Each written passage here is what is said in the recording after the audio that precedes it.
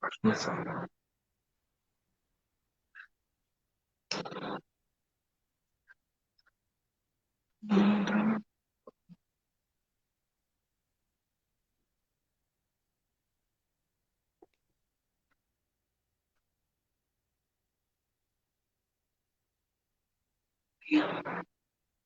Se tiver um link, me passa aqui para eu poder. Vamos lá.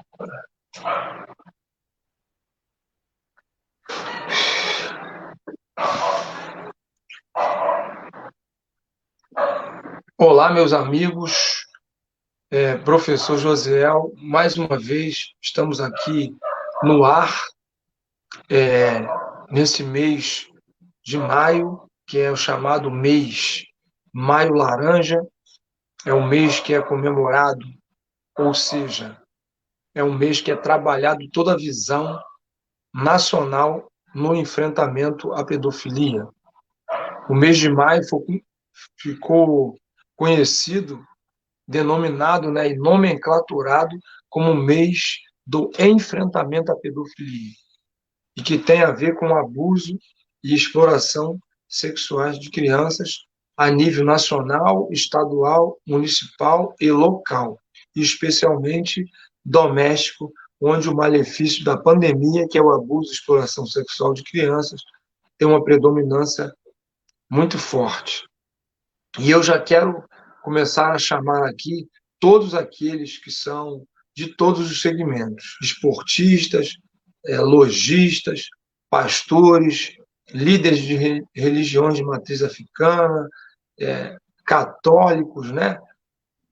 Poder público, todos os segmentos da sociedade estão convidados a estar conosco nessa transmissão de hoje, em que vai se tratar essencialmente no mês Maio Laranja, do enfrentamento à pedofilia, todos enfrentando a pedofilia.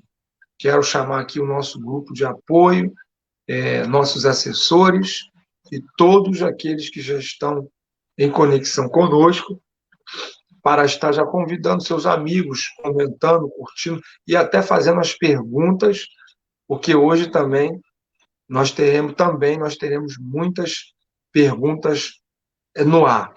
Até porque nós temos aqui dois grandes mestres, eu chamo, vou até usar um nome que se usa, né? Dois monstros sagrados, de alta relevância, de alta capacidade e capacitação para estar tratando desse assunto com todos os detalhes possíveis.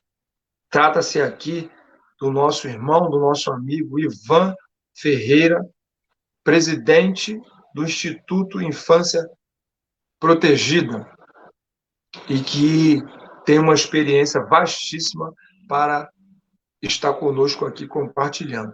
E também teremos a presença do nosso irmão, que tem uma experiência internacional, que é o Washington de Sá, fundador e diretor da Rede Internacional Infância Protegida, e que vai estar aqui participando conosco nesse grande e primeiro encontro esclarecedor de como empoderar a sociedade para enfrentar a pedofilia. Então, você que já está aí no ar conosco, vamos começar a anotar, pegar os papéis, a folha, a caneta, porque vai chover de informações aqui hoje, para que nós tenhamos mais e mais pessoas linkadas ao nosso trabalho. Então, nesse momento, eu quero aqui abrir o nosso canal para estar recebendo essas duas autoridades no assunto, que é Ivan Ferreira, presidente do Instituto Infância Protegida, e o Washington de Sá, fundador e diretor da Rede Internacional Infância Protegida. Boa noite, meu prezado e querido Ivan Ferreira. Como está o senhor? E se apresente para nós, para que nós possamos começar aqui nosso trabalho. qual o seu estado, qual é o seu trabalho e o que vem a ser a rede protegida e por que você começou esse trabalho. Uau, boa noite, professor Josiel, Washington, todos que estão conosco participando dessa transmissão e os que virão assistir também posteriormente. Esperamos que possa alcançar, né, aí de uma forma vasta, né, essa missão. Pois é, professor Josiel, já tem um tempinho de estrada, sou mineirinho aqui de Belo Horizonte, né, e fazendo 25 anos, na verdade, que eu estou atuando como educador social, depois pedagogo, e estou aí lidando, né, com esse tema, que para além do enfrentamento à violência contra a criança e adolescente, a perspectiva é que nós possamos promover e garantir os direitos, né, das crianças e adolescentes. Também faço parte do CEVAM, Centro Voluntariado de Apoio ao Menor, sou capacitador do Claves Brasil e tendo a honra de estar aí, né, fazendo parte da Rede Internacional Infância Protegida, através do Instituto Infância Protegida, que é uma organização que desenvolve capacitações, ações de orientação, atendimento, apoio, né, a famílias, crianças e adolescentes, profissionais da área de educação, saúde, membros de igreja, enfim, um público bem vasto.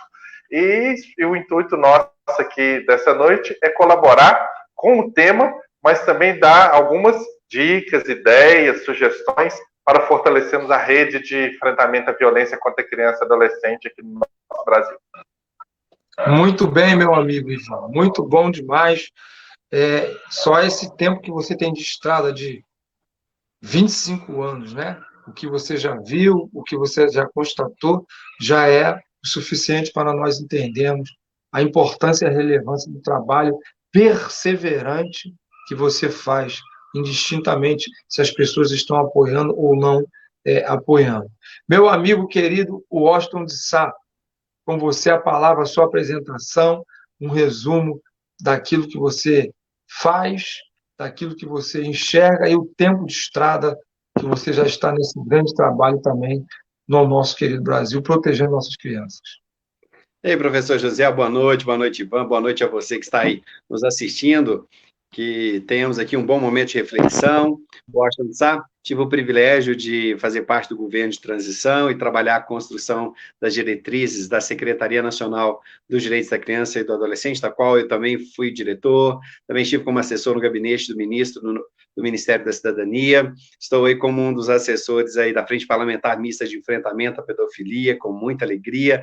Fui consultor da CPI dos maus tratos e pedofilia do Senado Federal e estou também como presidente, fundador e presidente já faz 15 anos, no fim deste ano, da Rede Internacional Infância Protegida. Começamos como uma rede nacional, começamos com ações, depois projetos, programas, e assim fomos espalhando pelo Brasil. Tive a oportunidade de já estar em todos os estados do nosso país, boa parte da Europa, América Latina também, África.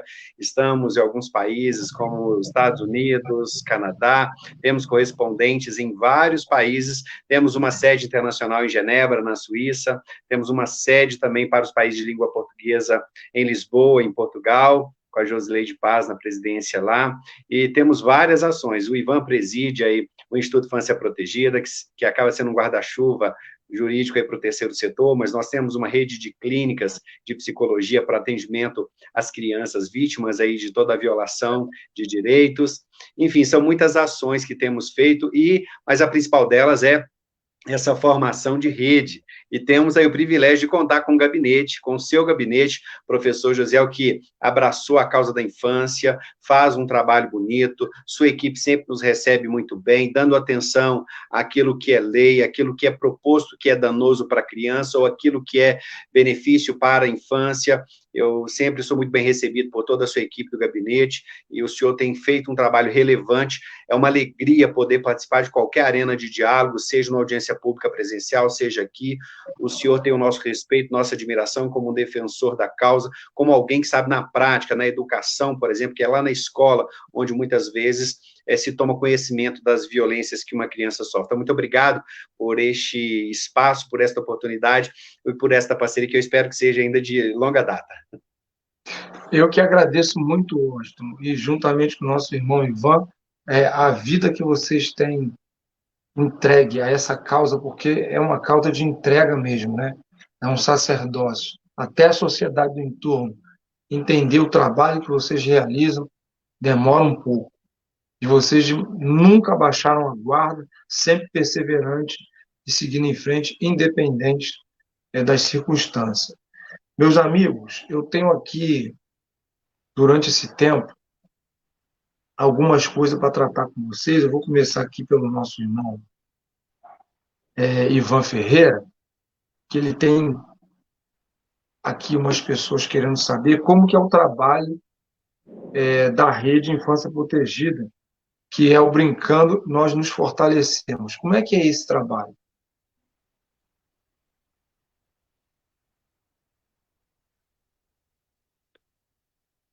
Oi, Ivan, você ouviu? Não sei se travou, se for preciso eu posso responder aí, professor Josiel. Ivan, você Pode? consegue nos ouvir? Não, Ivan Parece, não está conseguindo. Você parece que a pode internet. responder, Washington. Bom, este programa, professor Josiel, nós o conhecemos, ele foi um programa que foi elaborado, desenvolvido pela Juventude para Cristo do Uruguai, aproximadamente 26 anos atrás. Ei, Ivan, você já nos ouve? Deixa eu ver se o Ivan voltou aí. Já escuto. Na hora que eu troquei a internet para melhorar aqui, aí saiu tudo. Uau! Estou de Perfeito, volta, Ivan. Então, desculpa. a pergunta foi sobre o Brincando Nos Fortalecemos. Como começou, como surgiu, como ele funciona, onde pode ser aplicado? Ok. O Brincando Nos Fortalecemos é uma metodologia que foi criada pela Juventude para Cristo do Uruguai e já está em 23 países da América Latina e do Caribe. E essa metodologia, desde o ano de 95, ela vem sendo aplicada através de vários cursos, várias estratégias, várias ações, na perspectiva de orientação, em especial, professor Josué e Washington, uma expressão que eu gosto muito de citar, que os antigos dizem, que é melhor prevenir do que remediar. Então, estratégias de prevenção à violência, em especial à violência sexual. Então, um método onde, através de atividades lúdicas, brincadeiras, através de dinâmicas, nós chegamos até a criança e o adolescente. É interessante que muitas vezes, quando nós participamos de uma formação, de um curso, treinamento, nós absorvemos muitas orientações, dicas, é muito proveitoso. Porém, fica conosco agora o desafio de trazer para uma prática aquilo que eu aprendi, aquilo que eu conheci, aquela informação que eu obtive. E aí é um desafio. Como eu vou colocar em prática tudo isso que eu aprendi? No caso do Brincando Nos Fortalecemos, existe então a teoria, a orientação, os conceitos, a parte mais teórica, mas também você tem acesso a uma metodologia e a ferramentas didáticas. Então, nós podemos dizer assim, que é um pacote completo. E pacote muito nesse sentido assim, de um conjunto mesmo. Teoria, metodologia e ferramentas para aplicação da metodologia. Onde, através disso, nós vamos trabalhar o fortalecimento da criança e do adolescente. Para que, através desse fortalecimento, desse trabalho direto com a criança e adolescente, ela seja ativa na prevenção à violência. Eu vou contar só um fato que eu acho importante assim, para ajudar a aquecer mais, né, essa ideia também da prevenção, do enfrentamento à violência, que é a seguinte. Tem uma escritora, Christiane Sanderson, que ela é uma inglesa, ela escreveu um livro muito bom, né, Abuso Sexual em Crianças e Adolescentes, né, falando de teoria e prática, e ela fez entrevista com autores de violência sexual, né, lá que estavam cumprindo pena, lá na Inglaterra e tudo, outros também que estavam em alguns atendimentos. E ela fez uma mesma pergunta para todos, que era assim, por que você escolheu essa criança e não aquela outra? Por que você atacou essa e não aquela outra? Bom, ele poderia ter agredido sexualmente ou uma ou outra. E a resposta, professor Josiel, ela sempre vinha nessa linha assim, porque aquela gritou, porque aquela reagiu, porque aquela saiu correndo, porque aquela falou que contaria para alguém. Então, essas são estratégias de defesa que necessariamente a criança não tem por si só, criança em defesa. Criança está em desenvolvimento, então ela não tem por si só. E o que então a metodologia traz? Ela ajuda a desenvolver essas estratégias. Ela fortalece a criança e o adolescente nessa perspectiva. E isso é muito positivo, através do lúdico, da brincadeira. Isso é muito legal a proposta. Ou seja, você está dizendo que essa atividade desperta na criança um instinto de autodefesa. Isso aí. Desperta na criança o instinto de defesa, né? Ela não ficar tão Exatamente. passiva. Estou entendendo. Isso aí é tudo de bom. Isso aí é excepcional. É excepcional. Porque também, professor José Walsh, eu gosto de trabalhar com os ditados, né? Tem um outro ditado que costuma se falar por aí. Mas eu falo com esse menino ou com essa menina e entra no ouvido e sai no outro. Acho que você já deve ter escutado por aí, né? E com criança, acontece isso mesmo. Quando você usa só a fala, só esse tipo de comunicação, essa linguagem, né, a verbal, a criança, principalmente crianças menores, tem muita dificuldade de assimilar e transformar essa informação que recebeu, essa orientação, em um procedimento, principalmente se a gente fala em defesa e proteção. Agora, quando ela brinca, quando ela joga, quando ela está em grupo, aí sim ela consegue desenvolver essa ferramenta de autoproteção. Ela consegue sim materializar possíveis situações de risco e ela começa a projetar o que fazer. Correr, gritar, procurar ajuda, enfim. É um conjunto de possibilidades, posso falar assim, que é um cardápio de possibilidades, onde a criança, brincando, ela consegue, então, desenvolver essas muitas possibilidades, esse cardápio, para, em algum momento, colocar em ação. Deixa eu fazer uma pergunta aqui.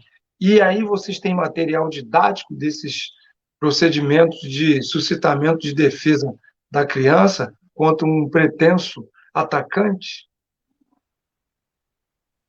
Vamos começar pelo livro, né? Então, existe sim um conteúdo metodológico, teórico, metodológico muito importante. Então, nós temos um livro, né, com toda essa proposta, como funciona, como aplicar, né? Isso é muito importante. E nós temos uma bolsa, né? E essa bolsa que nós chamamos de kit educacional, ela tem vários jogos, vários materiais que nós vamos utilizar com as crianças e adolescentes.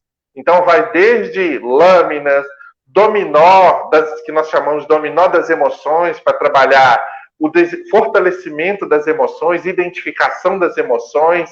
Ou seja, é o que eu falei, professor Josiel, eu acho que já conhece muito a metodologia, é um pacote mesmo, né? Teoria, metodologia, né? Ferramentas para, de fato, utilizar com crianças e adolescentes. E a pergunta é o seguinte, o MEC já sabe disso? Olha, eu assim, espero que o MEC já saiba, né? Conheça, que ele já conheça. Assim, ainda não tivemos uma oportunidade formal para fazer uma apresentação, mas quem sabe, né? Nós conseguimos. Hoje já são no Brasil, nós começamos em 2005, a primeira oficina, essa aqui é a bolsa, né? Com os materiais pedagógicos. Daqui a pouco eu tiro algumas coisinhas daqui para mostrar. Desde 2005, a primeira oficina no Brasil. Então, hoje nós somos um grupo de capacitadores, capacitadoras, né? Hoje temos a Associação Claves Brasil.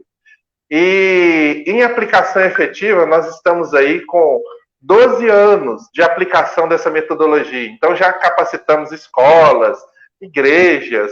Eu já estive em CRAS, CREAS, equipes de CRAS, CREAS, já estive em secretarias de assistência social em vários municípios do Brasil, enfim. Nós já temos aí percorrido o Brasil procurando levar, né, essa proposta metodológica para aplicar com crianças e adolescentes. Eu quero já me colocar à disposição sua para que a gente crie uma interlocução de agenda para nós estarmos lá no MEC. Tá? Inclusive, ontem eu tive uma reunião muito importante lá com o ministro da Educação, Milton, que é uma pessoa muito centrada, muito serena, muito visionária, pacificadora.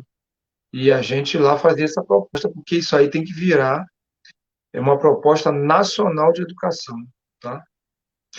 O Washington, meu amigo, meu irmão, em cima do que o nosso irmão, o mestre Ivan Ferreira falou, o que que você vê, o que que você acrescenta e como que você poderia traçar aqui uma metodologia de âmbito, claro, né, nacional para que isso chegasse a bom termo, porque o processo educativo, para mim, ele antecede qualquer coisa. As outras coisas vos serão acrescentadas, é desdobramento, mas o processo educativo empodera realmente a sociedade. Concordo contigo, professor. Olha, o Cláudio, quando eu conheci este programa, eu conheci muitas ações de prevenção de abuso sexual contra a criança. Não só o abuso sexual, né, mas as violações de direito, a violência física, a gente vê quanta morte tem sido gerada por uma violência física. A violência psicológica, que distorce também a formação. A criança em desenvolvimento pode se tornar aí um adulto extremamente violento. Nós temos a OMS que falou já há alguns anos atrás que a maioria absoluta dos homens que cometem violência doméstica, ou seja, violência especialmente contra a sua esposa, era uma criança, era um menino que via o seu pai fazer com a sua mãe, bater na sua mãe. Então, nós temos, assim, vários programas dentro do Claves, um deles é o Bons Tratos em Família, mas especialmente esse, Brincando Nos Fortalecemos, nós aplicamos na Rede Infância Protegida há vários anos, e eu tenho excelentes resultados com a prevenção. Em 2009, acho que 2008, 2009, eu estava participando de uma audiência pública com, à época, o senador Magno Malta, no norte do Espírito Santo. Eu já estava andando Brasil afora com a Rede Infância Protegida, quando eu pude tomar conhecimento ali sobre as morosidades nos processos judiciais, sobre a fragilidade ainda na materialização, na condenação. A gente vê, assim, uma criança que dá sinais e conta, e aí a mãe acredita, alguém acredita, leva a escola leva o conselho tutelar, então, acredita, porque vê que há uma fala convincente, há um comportamento característico de uma relação abusiva, então leva para a delegacia especializada de proteção à criança, que instaura o inquérito, faz investigação, conclui o inquérito, mostrando que há, sim, matéria suficiente para oferecer denúncia, vai para o Ministério Público, promotor de infância e juventude, acredita, viu ali que realmente há matéria suficiente, então, para poder... Denúncia anônima. A maioria, às vezes, a criança dá sinais na escola. A escola é o melhor lugar de se trabalhar a prevenção. Mas aí, quando chegava no judiciário, lá no juiz, nós tínhamos uma baixíssima condenação, e aí acabava a criança sendo revitimizada neste processo. Então, nós começamos a dedicar esforço, professor, na prevenção. E o Claves, essa oficina, ela faz isso, ela trabalha a prevenção, sem criar nenhum trauma na criança e sem criar também interesse precoce por práticas sexuais, porque ele foi desenvolvido de uma forma muito interessante, onde, se a criança estiver passando por alguma situação abusiva, nas brincadeiras, porque o oficineiro é capacitado para interagir com a criança sem falar se é certo, se é errado, nas brincadeiras ela dá sinais, ela de forma, assim, lúdica, ela consegue dar os sinais que algo está errado, e aquela pessoa que faz o curso com a gente, ela se capacita para identificar estes sinais e levar essa criança para uma situação de prevenção. Se uma criança não estiver passando por nenhuma situação de abuso ou violência, e ela fizer a sua oficina e vier a acontecer alguma coisa, uma proposta de ato libidinoso, uma proposta de envolvimento sensual, de nudez, ou mesmo o início de um ato de um envolvimento abusivo, que a maioria das vezes a criança, por não ter uma memória prévia de prevenção, ela não sabe dizer não, mas quando ela faz e passa por esse processo com a gente, ela consegue se livrar disso. Por isso, brincando, nos fortalecemos para enfrentar situações difíceis. Então, a criança consegue dizer não, ela consegue gritar, oferecer resistência e contar para quem ela confia. Sabe quem são as pessoas que mais são procuradas pelas crianças? Professores, tanto em escolas dominical, escolas na catequese, só um escola minuto. normal. Você está dizendo que as crianças procuram o professor antes dos pais, é isso? Exato, até porque eu trabalhei lá no Direitos Humanos, a maioria absoluta, nós temos aí muitos dados para isso, das violações de direito acontece intrafamiliar, dentro de casa, o padrasto, número um, pai, avô, tio, alguém tem acesso à criança, e para ter acesso à criança, ou é da família, ou convive com a família. Quem a criança vai contar? Quem não lesa, quem não lesiona, quem não violenta, é o professor que está todo dia, que observa, presta atenção na mudança de comportamento, é quem a criança pega confiança, pelo dia a dia. Então, a escola, nesse tempo de pandemia, quando as crianças não vão à escola, nós tivemos um aumento, por exemplo, tem regiões de São Paulo que houve um aumento de mais de 1.100% no caso de abuso de criança. 1.100%. E olha que temos subnotificação porque a criança não está indo na escola, ela não está indo à igreja, ela não está indo nos lugares onde ela possa denunciar. O melhor lugar para prevenção de violências é na escola. Por isso, este programa poderia ser apadrinhado pela Frente Parlamentar Mista, um documento escrito, levaremos ao MEC e desenvolveremos uma metodologia específica para a área de educação, professor. Já está à disposição do gabinete.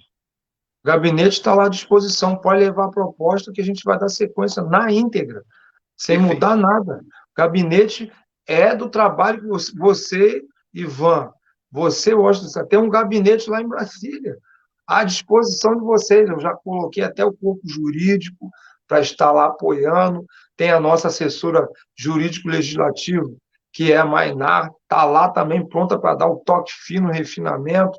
Tem a Tatiana, tem o Wesley, tem todo o nosso grupo, a Jane, para fazer a interlocução do encontro. Já está lá à disposição de vocês. Pode fazer uso à vontade mesmo, porque nós estamos aqui para dar as mãos e dizer, não dá mais para ser assim.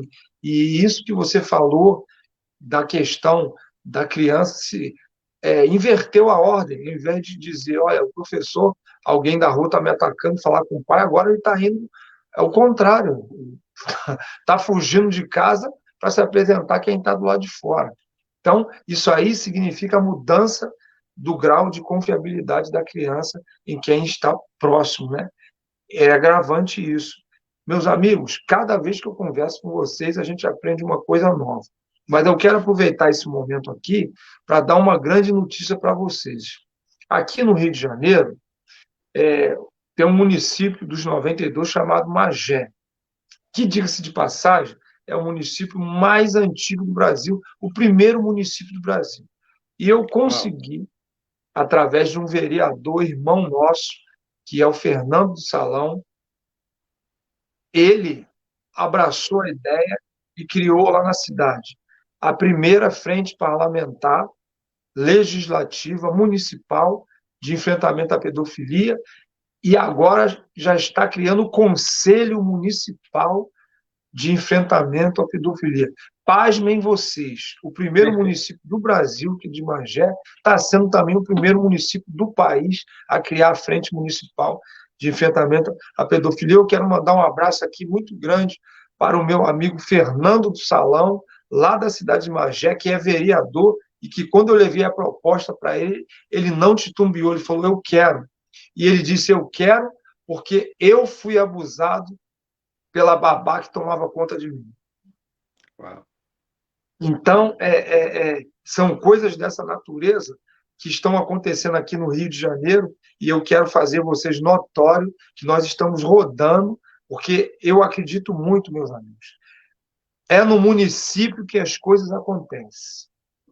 É no município que as coisas acontecem. E se a gente criar uma rede de proteção, infância protegida, de cunho municipal, e aí ganha viés estadual e avança na nacionalidade, eu acho que a gente cria uma base muito sólida, e isso passa pelos municípios. Então, eu quero pedir a ajuda dos senhores, que têm interlocução com vários municípios, que leve essa ideia de as câmaras legislativas criar a frente parlamentar de enfrentamento à pedofilia, legislativa de enfrentamento à pedofilia, lá nos seus municípios, e, paralelamente, a prefeitura, através da Secretaria de Promoção Social, criar o Conselho Municipal de Enfrentamento à Pedofilia, que vai entrar a PM, a Polícia Civil, o Ministério Público, Conselho Tutelar, esse conjunto da sociedade, ouvidoria, para trabalhar num gabinete para combater isso que a gente chama de pandemia silenciosa, que é a pedofilia. Eu quero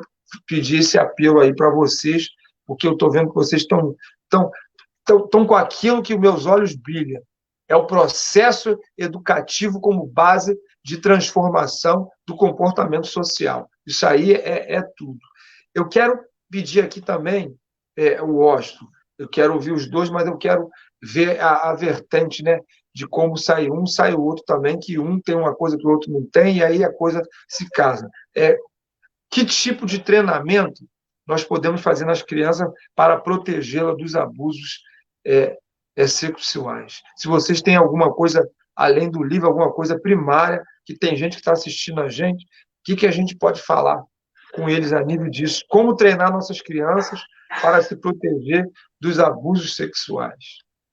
Tem sim, professor.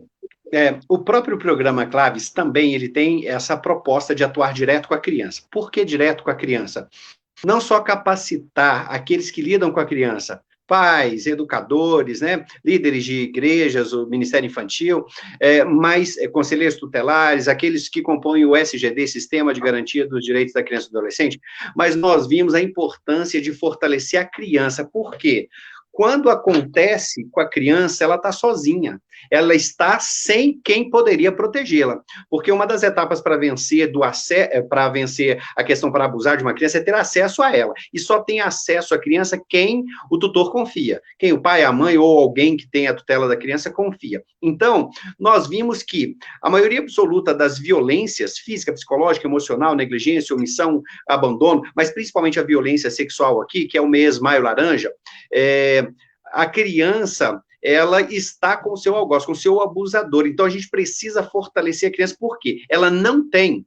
Depois, seria bom se nós pudéssemos aqui relembrar por que Maio Laranja, por que o 18 de maio, por que essa movimentação, quando começou isso em 1973, com o caso de Araceli. Mas, voltando à pergunta, a criança, nós vimos, eu pude ver isso na prática, eu visitei mais de 3.000 residências, realizei pesquisas pessoalmente com mais de 30.000 crianças e adolescentes, eu vi que a maioria das questões de violências e principalmente o abuso sexual poderiam ser evitados se a criança soubesse o que fazer na hora que acontecesse alguma coisa. Vou dar um caso concreto para você. Em uma das igrejas de Belo Horizonte, uma criança foi convidada para sair do culto infantil, era um local aberto com centenas de crianças, chamada para ir para uma salinha embaixo, onde ela participaria de um processo seletivo para um musical. E ela, aceitou, concordou, 7 anos. Quando chegou no andar de baixo, este homem levou ela para uma sala vazia, sem ninguém. Ela percebeu que alguma coisa estava errada. O que ela fez? Ela já tinha passado pelo programa, e então ela gritou, ela ofereceu assistência gritando. Então as câmeras mostraram o pedófilo saindo correndo. Então, nós podemos trabalhar direto com a criança, porque a criança, ou vai ser alguém, no caso o padrasto, um avô, alguém que é da família, que faz ela se calar, ou alguém que tem acesso à família e muitas vezes oferece uma ameaça: eu te mato, mato seus pais, cala a boca, não conta. Então, nós temos sim, essa metodologia, ela é aplicada de acordo com a idade, a partir de 4 anos de idade, e são fatores de fortalecimento, de acordo com estudos de casos reais, que são desenvolvidos com essa criança para que ela saiba se livrar dessas situações. Por exemplo, se alguém, nesse tempo de isolamento, a criança fica muito na rede social, se alguém propõe para ela, manda uma foto assim, a criança, se já passou por uma capacitação, ela pode dizer não, ela consegue dizer não, ela consegue identificar. Eu vou dar um outro caso concreto. Teve um padrasto que abusou da enteada de 14 anos, não era uma criança. Ela estava deitada no sofá, a mãe no quarto, o outro irmão no outro quarto, de repente ele deita no sofá junto com ela achou uma coisa normal, só que aí aconteceu, e ela ficou em estado de choque, ela não teve reação, porque não há na memória a consideração dessa possibilidade de uma violação, então ela não soube o que fazer, ficou em estado de choque. E isso é como quando alguém rouba o nosso celular, a carteira, a gente fica desatento, porque não há na nossa cabeça a possibilidade de nós fazermos isso, então a gente descuida. Os pais, muitas vezes, por não acreditar que alguém de sua confiança possa fazer, ele descuida. A fala mais comum que eu recebi nesses 15 anos foi: eu jamais imaginaria que essa pessoa, e aí cita quem é, pudesse fazer isso com meu filho, com a minha filha. Então é importante fortalecer a própria criança, e nós já temos essa metodologia de aplicar 9 encontros ou 12 encontros de 1 hora, uma vez por semana, com as crianças, para que as próprias crianças aprendam sobre ela, quem ela é, sobre ela e o corpo dela. A criança vai aprender de uma forma lúdica, preservando a sua pureza e inocência. A linguagem da criança não é erótica, a linguagem da criança ela é da ternura, ela não tem impulsos eróticos e sensuais, e a gente preserva isso com a nossa oficina. Então ela vai aprender sobre ela e o seu corpo, sobre ela e as suas partes íntimas e sobre ela e o outro. Então, ela aprende a se conhecer, a conhecer suas partes íntimas, a cuidar das suas partes íntimas e se relacionar com o seu corpo, suas partes íntimas, com o outro, de uma forma protetiva, de uma forma onde ela sabe dizer não, sabe se higienizar, sabe identificar se alguma coisa está errada e sabe identificar alguém de confiança. Nós não dizemos nas oficinas para as crianças que ela tem que contar para a mãe ou para o pai se alguma coisa estiver errada, embora a maioria absoluta de quem protege é a mãe, mas e se já contou para a mãe, quem está fazendo é o padrasto? Então nós dizemos para a criança, você deve contar para alguém de sua confiança, e aí ela elege quem é de confiança. Por exemplo, o professor Josiel é de confiança, professor, está acontecendo uma coisa difícil comigo, e aí é importante, quando o senhor estava em sala de aula, ouvindo isso, estar capacitado para fazer os fluxos, para encaminhar o caso para a secretaria da escola, ter alguém apropriado para ouvir, no caso, talvez uma capelania, uma diretora, uma supervisora, uma pedagoga, ou mesmo uma psicóloga por escola, e fazer os encaminhamentos para o SGD, preservar essa criança, nós temos a lei da escuta especial, do depoimento especial, levar essa criança para um hospital de referência, para uma delegacia de referência, preservando para que essa criança não precise verbalizar várias vezes, enfim, nós temos toda a metodologia, desde identificar o que aconteceu, a cuidar da criança e a cuidar dos sistemas, tanto legal do direito, fluxos a partir do conselho tutelar até o juiz, como também na área da saúde, psicologia, preservar ou resgatar essa pureza e inocência e a fé na vida destas crianças, professor.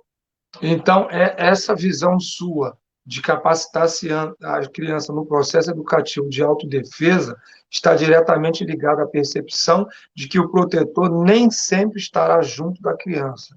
E para que a criança não caia num congelamento em face daquele susto que leva, ele sabe como reagir para poder se proteger de um pretenso ou futuro ataque. Eu acho que isso aí, Washington, é um dos cernes da questão. É treinar Professor, a criança para essa defesa. Me perdoe entrar aqui de novo, é porque eu lembrei de um dado que a Polícia Federal disse que em torno de aproximadamente aí 10% dos casos chegam ao conhecimento das autoridades.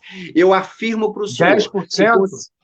10% apenas. Olha, professor, se nós conseguirmos pela frente parlamentar, tanto nacional, e eu me empenho com o senhor de abrir em todos os prefeitos que são meus amigos espalhados pelo Brasil inteiro, essas frentes parlamentares nos municípios, eu afirmo para o senhor, se nós realizarmos em escolas no Brasil, ou pelo menos nas capitais, essa oficina, nós teremos um aumento assustador, aterrorizante de evidências, ou seja, de denúncias e de reconhecimento de casos de violências graves. Evitaremos casos como o do Henri Borel, evitaremos vários outros casos, porque com essas oficinas, o professor terá um olhar atento e vai identificar e saber como denunciar, e a própria criança consegue contar ou se livrar. Será um marco na defesa da criança e do adolescente na história do Brasil.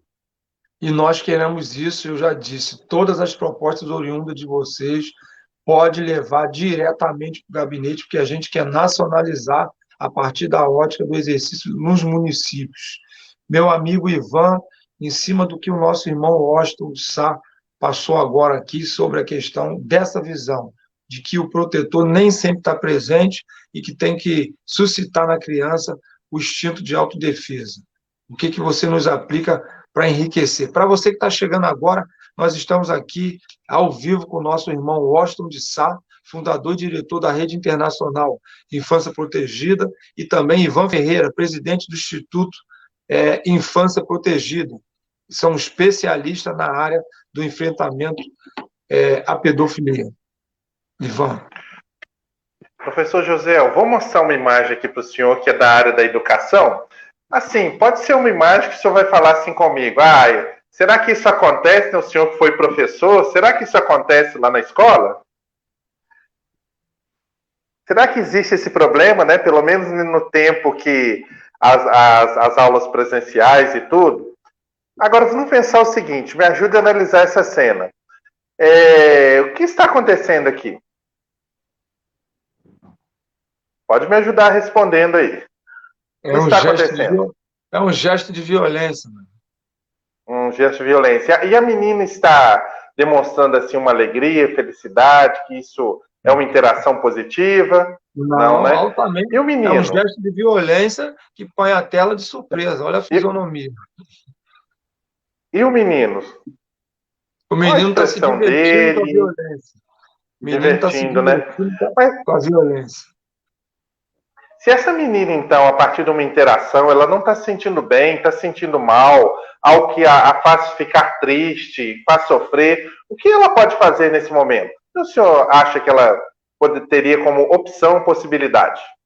Gritar. Gritar? Mais alguma alternativa, Washington? Que mais? Bom, ela pode procurar a ajuda de alguém que ela confia. No caso, aí, numa sala de aula, ela pode chamar a professora ou o professor. Ok, legal. Vejam que aqui eu não falei nada do que ela deve fazer, não deve fazer, eu trouxe perguntas para ajudar a pensar. Então, brincando com as crianças, nós podemos trazer perguntas, motivar as crianças a falar.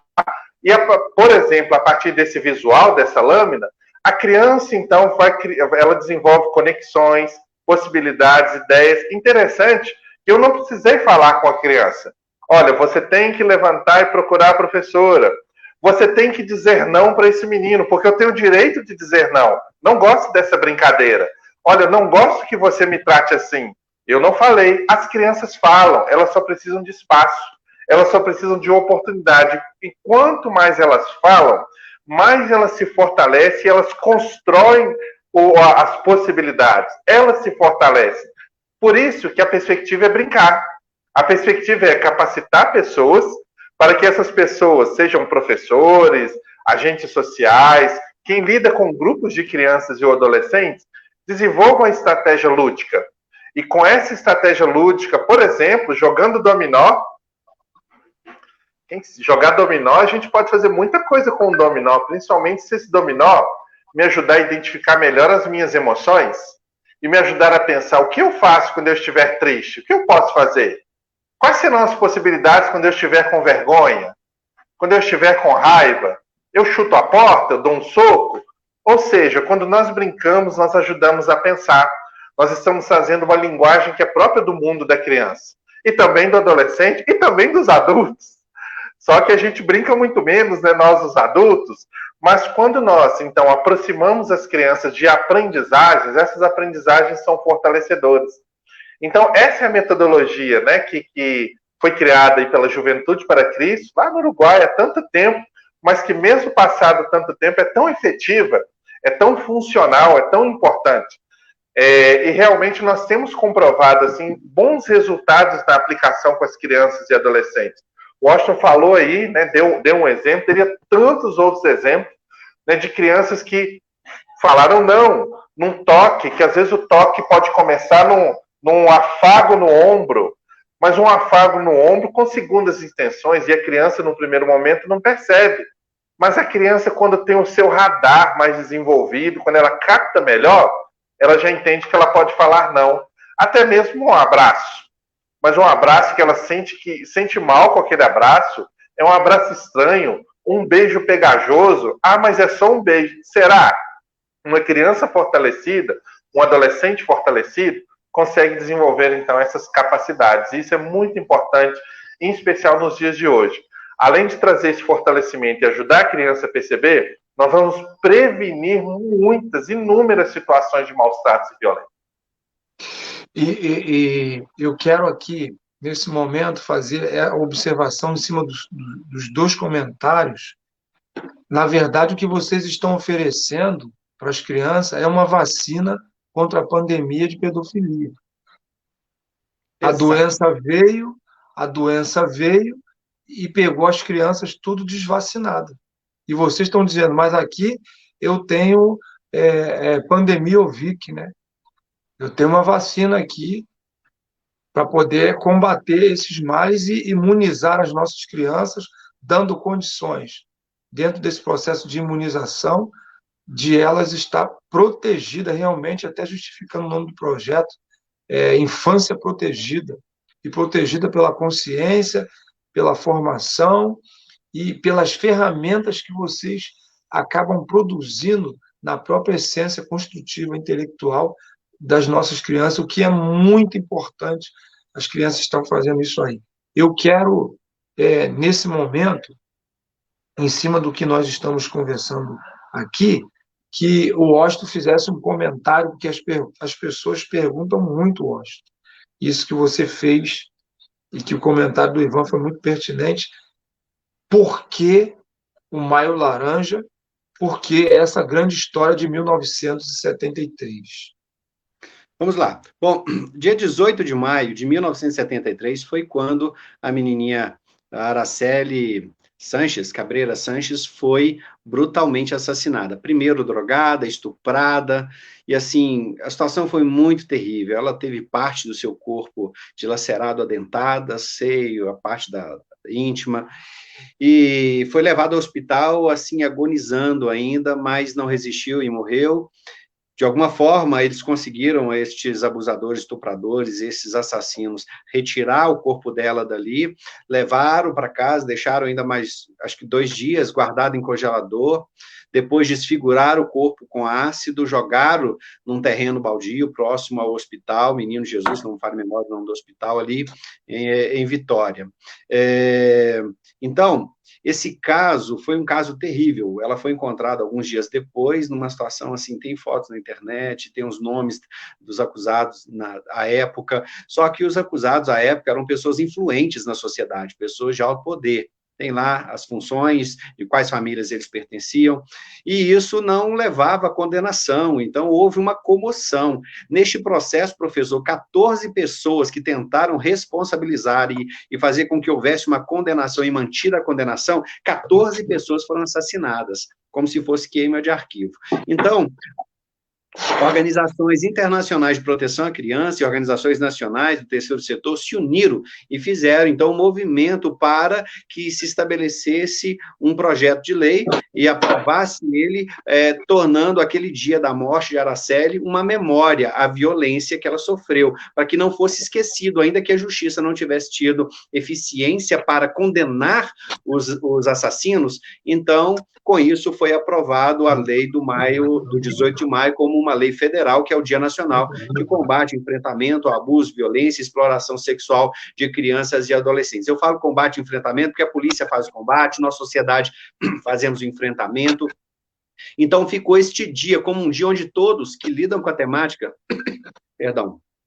se mobilizam, fazem seus movimentos, suas ações, seus cartazes. Só um minutinho. À vontade, fica à vontade.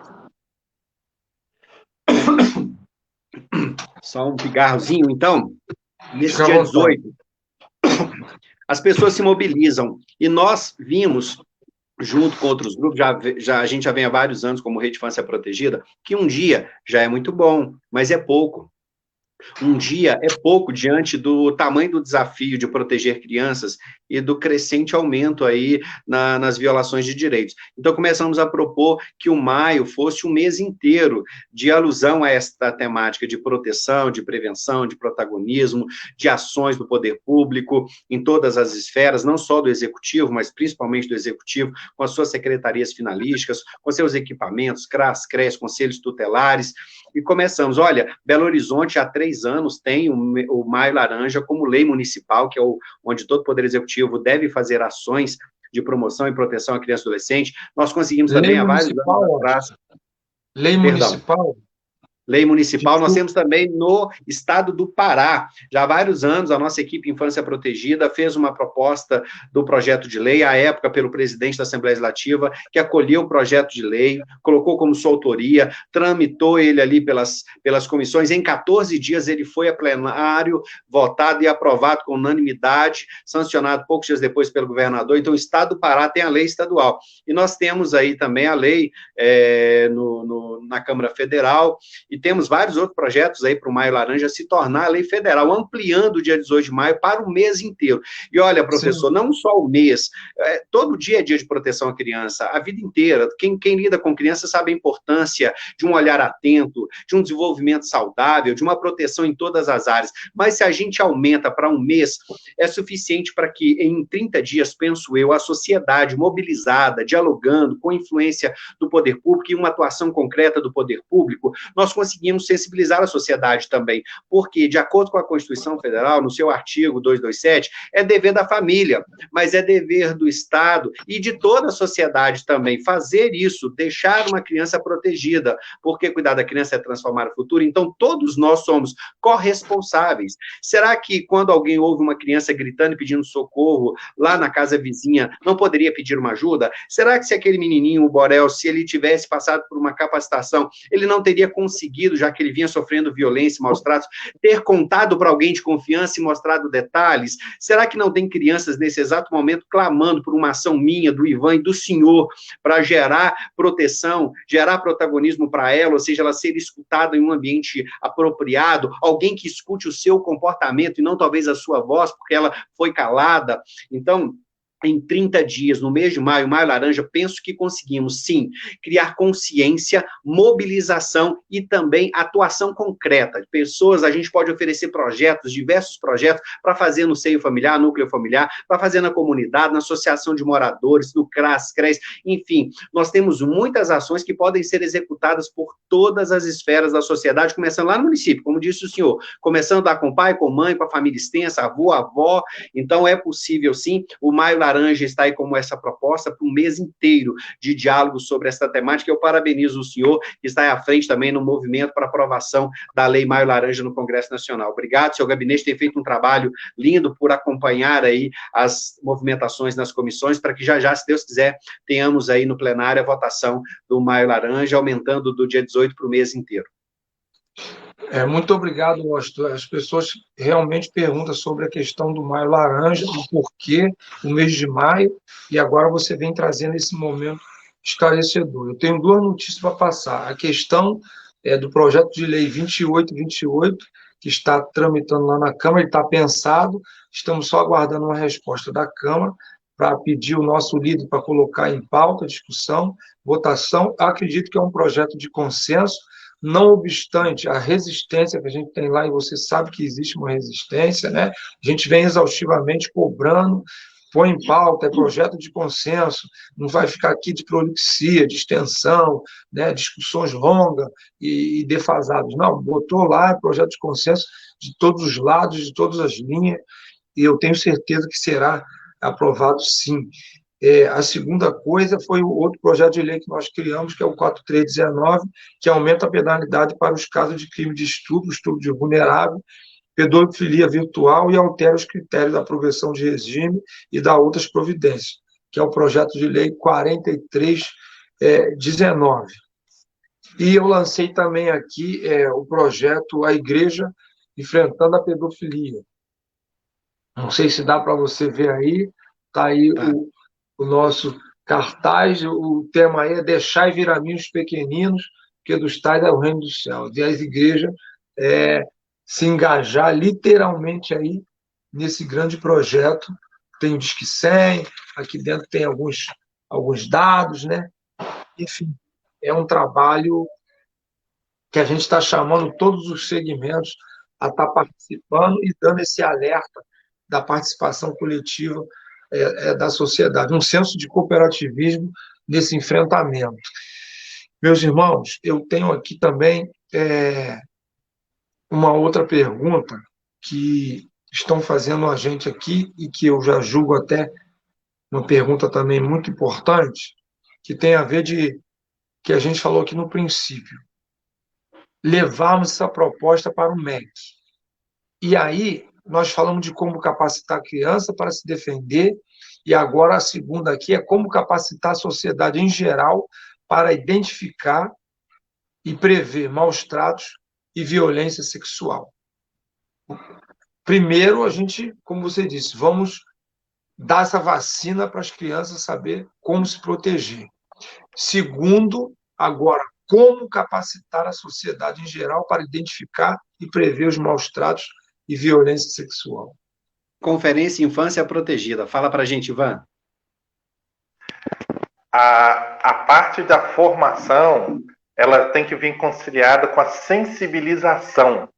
Então, a ideia da Conferência Infância Protegida é sensibilizar e capacitar.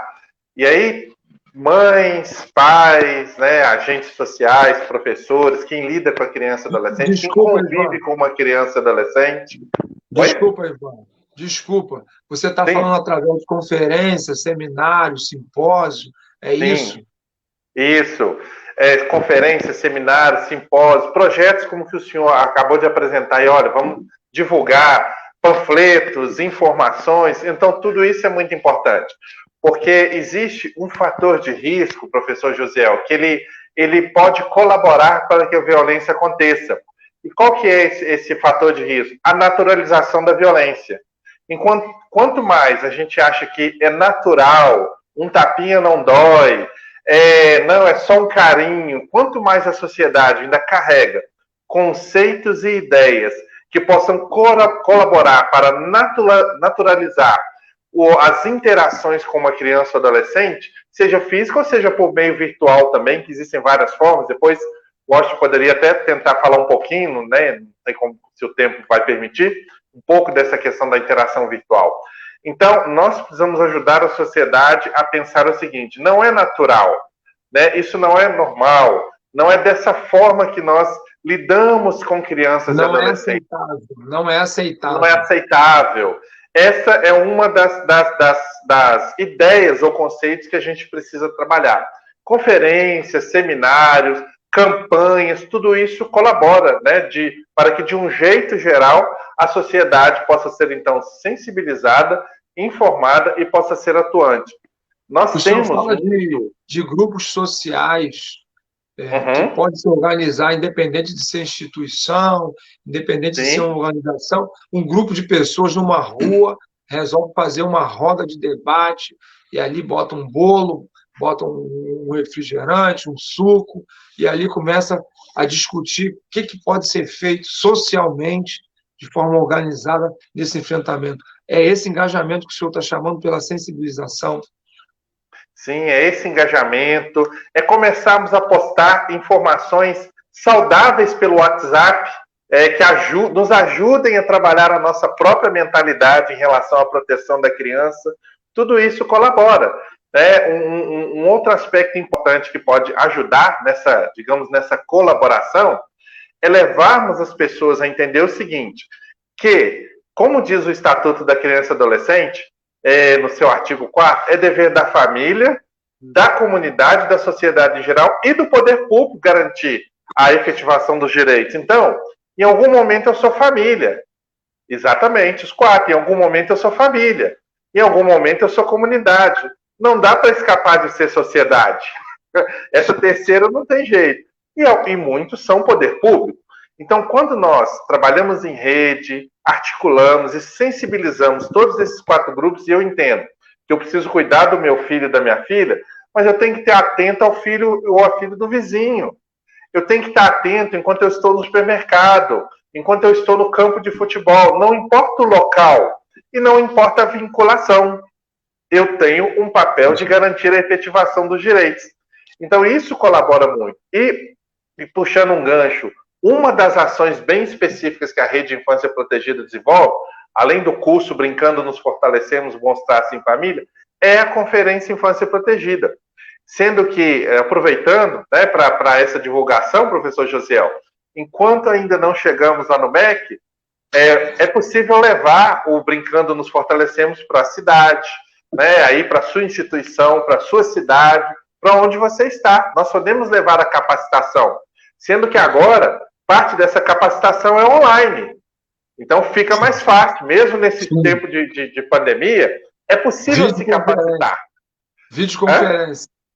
Sim, tem todo um processo que nós podemos, então, levar formação, orientação e metodologias que vão ajudar muito na proteção das crianças e adolescentes e garantia dos direitos que nós precisamos cada vez engajar mais para isso. Olha, isso que você passou aí é fundamental, essa mobilização social e essa não naturalização e aceitação passivamente disso que a gente chama de um ataque, uma afronta à própria existência humana, principalmente da inocência das crianças. Tem pessoas que perguntam assim, pelas experiências que nós temos rodado no Brasil e temos visto aí no estado do Rio de Janeiro, as pessoas perguntam assim, por que enfrentar a pedofilia e por que capacitar a sociedade. Washington, presta atenção que você vai responder isso aqui para quem ainda tem questionamento. Vejam só por que a necessidade da capacitação e por que enfrentar a pedofilia. Está aqui, ó. A cada 24 horas, 320 crianças são abusadas sexualmente no Brasil, segundo os dados do IPEA de 2020. O IPEA é o Instituto de Pesquisa Econômica Aplicada. Dos 193 países do mundo, o Brasil ocupa o ranking de 11º no índice de pedofilia. Isso é o jornal americano The Economist, de 2019. E 75% dos casos acontecem dentro dos lares IPEA 2020. Meu amigo Washington, com você é a palavra. Bom, os casos, assim, são assustadores e a gente vê aí sobre subnotificação ainda. E aí, em tempo de pandemia, vários países têm feito seus levantamentos de dados, especialmente aqueles que são reais, concretos. No caso, por exemplo, as crianças que vão até a rede. Desculpa, você está dizendo que isso que eu li ainda é mais do que isso? É isso que você falou de subnotificação. Exato, ele é muito maior. As violências sofridas por crianças, eu arrisco dizer que é pelo menos 5 vezes mais, no mínimo, 5 vezes mais do que os dados que o senhor apontou aí. Nós, no Brasil, não temos... A pandemia aumentou? Você está dizendo que a pandemia aumentou isso? A pandemia, nós temos 2 fenômenos, né? Nós temos uma subnotificação e nós temos um aumento exacerbado nas violações. Tem lugares que está tendo aumento da denúncia, mesmo não tendo espaço de proteção à criança. A criança não vai a lugares públicos, mas, de acordo com os conselheiros tutelares em várias cidades, a família extensa tem oferecido denúncia. Uma vez que a criança não está na escola, a família extensa, os avós, os tios, parentes, vizinhos têm percebido as mudanças comportamentais nas crianças de tal forma que eles estão oferecendo denúncia. É um fenômeno novo. Antigamente, até antes da pandemia, a denúncia era oferecida por aqueles já capacitados para isso. Então, os dados eles são assustadores porque você coloca o abusador em casa, em isolamento, e a vítima também em casa, em isolamento, os dois com um tempo ocioso. E aí, assim, a criança sem poder sair de casa para contar, ela acaba se submetendo a essa violência. O aumento foi, assim, terrível. Professor, nós teremos, tão logo as escolas todas voltem a funcionar de forma presencial, se nós capacitarmos diretores e professores, nós, mesmo sem capacitação, nós teremos um aumento assustador. Tem conselheiros tutelares espalhados pelo Brasil. Eu fui diretor desta pasta dos conselhos tutelares.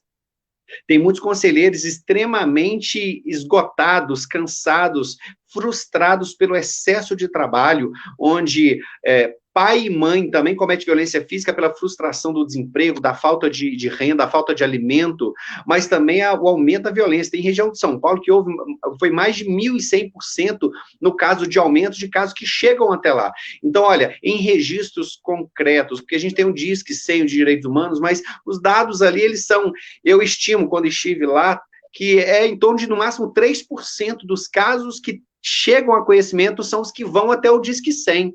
E mesmo com dados quantificados e também qualificados, nós temos dados mais seguros na área da saúde, que tem o mapa da violência, porque aí a criança chegou ao hospital, ela chegou já com lesões, com marca aparente, então o caso obrigatoriamente teve que ser encaminhado para as instâncias, no caso, judiciais, e aí também tem registro, a delegacia de polícia tem registro. Então nós falamos de números concretos. O aumento é assustador neste tempo de pandemia. Nós precisamos preparar a sociedade para poder receber essas crianças e trabalhar com elas para trazer resiliências, ressignificar essas memórias, porque nós temos uma tendência de ter uma geração de homens e mulheres completamente doentes na sua sexualidade e na sua intimidade, na sua identidade, pelas violências que estão sofrendo, tanto psicológico, emocional, o próprio isolamento que produz depressão, ansiedade, mas também as violências domésticas, as violências intrafamiliares, inclusive a pedofilia. Olha, cada vez que a gente ouve o relato seu, Ivan, e ouve o seu relato, Washington, a gente fala, não tem jeito, a gente tem que encarar isso do jeito que é, não pode ser menos. O tom vai ter que subir, A sociedade vai ter que despertar e a gente vai continuar trabalhando incansavelmente pela proteção das nossas crianças. Em cima disso que Professor, você disse, sim, amanhã, meu. amanhã, me perdoa, amanhã eu tenho uma reunião numa TV que ela passa no mundo inteiro, é uma TV de canal fechado e de canal aberto, onde nós começaremos em breve um programa de TV para o mundo inteiro, o Infância Protegida.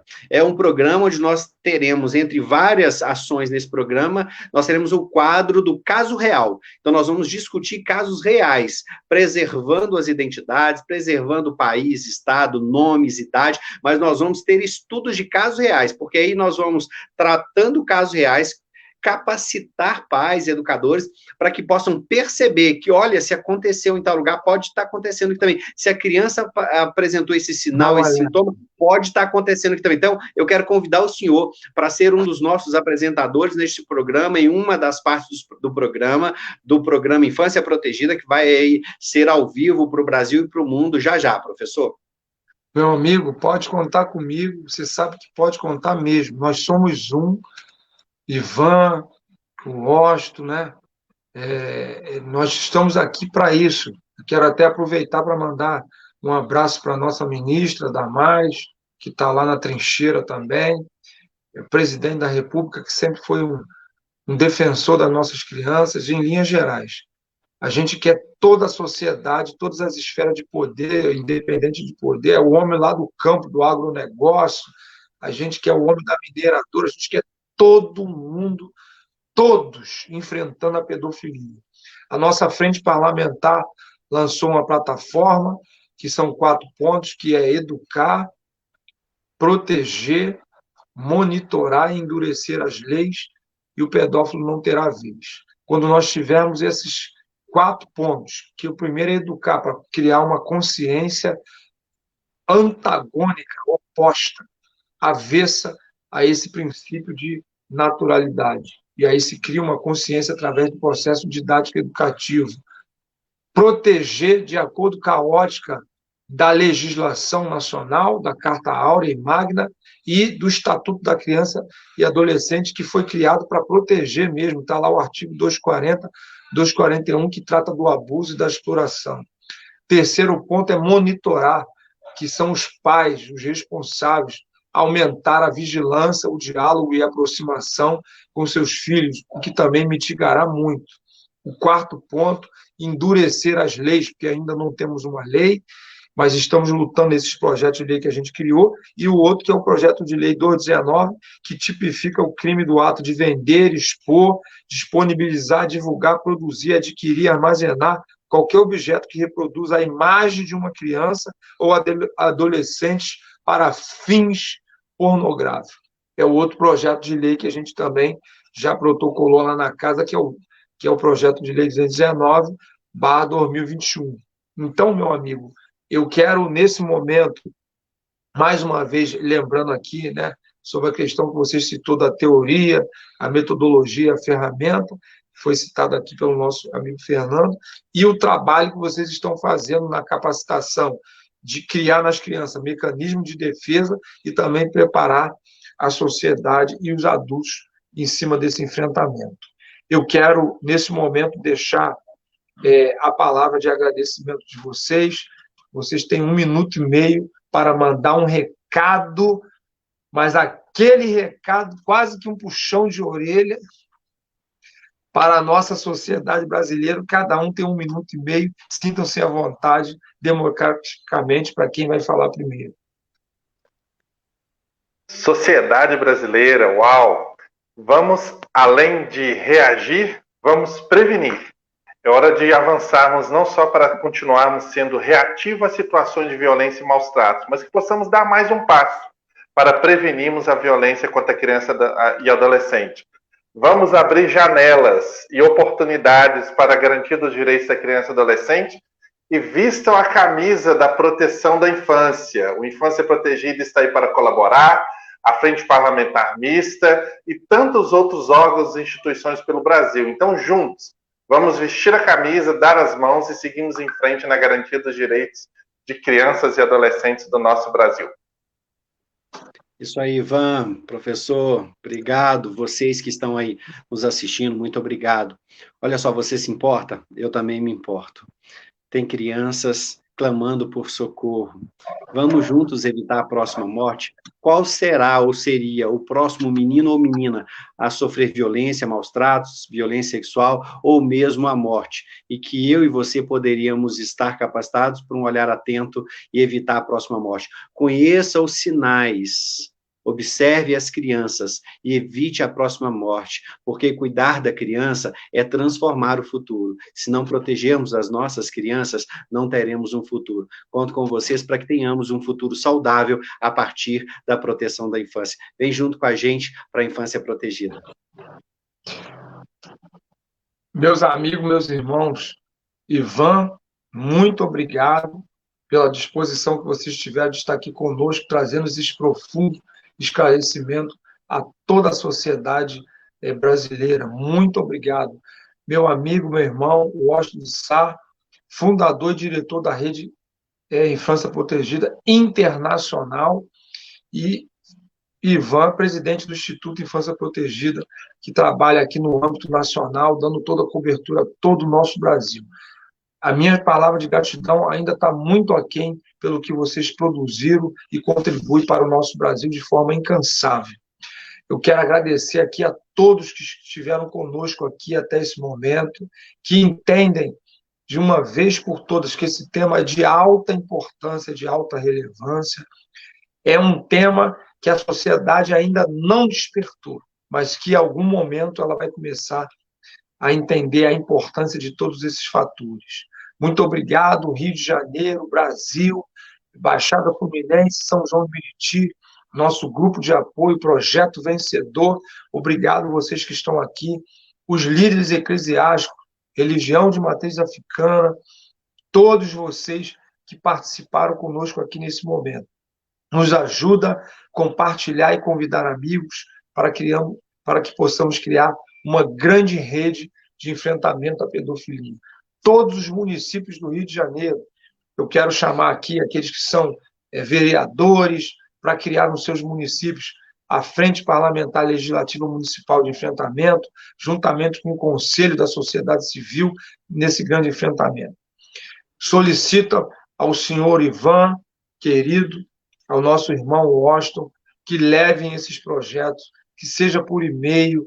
Nós temos assessor legislativa, jurídica, que é a nossa irmã Mainá, altamente capacitada para dar o toque fino que precisar, o aditivo, para aperfeiçoar, se for o caso, que da mão de vocês já vem perfeito mesmo, o texto, e para poder dar o encaminhamento para a casa protocolar e começar a tramitar. E qualquer coisa que vocês precisarem, independente de eu estar lá em Brasília, Gabinete 929, nono andar, anexo 4, é a Casa da Infância Protegida, é a sede central da Infância Protegida. Está lá aberto, escancarado para vocês lá, para atender, levam pessoas, vamos criar essa rede de conexão. Muito obrigado a todos vocês e até muito breve, se Deus permitir, Ele permitirá, e que Deus nos ajude a proteger as crianças do nosso Brasil e sejamos modelo para todo mundo. Muito obrigado, eu me sinto muito honrado aqui com todos vocês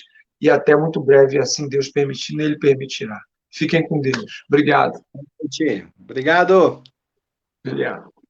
Um abraço, obrigado. Um abraço.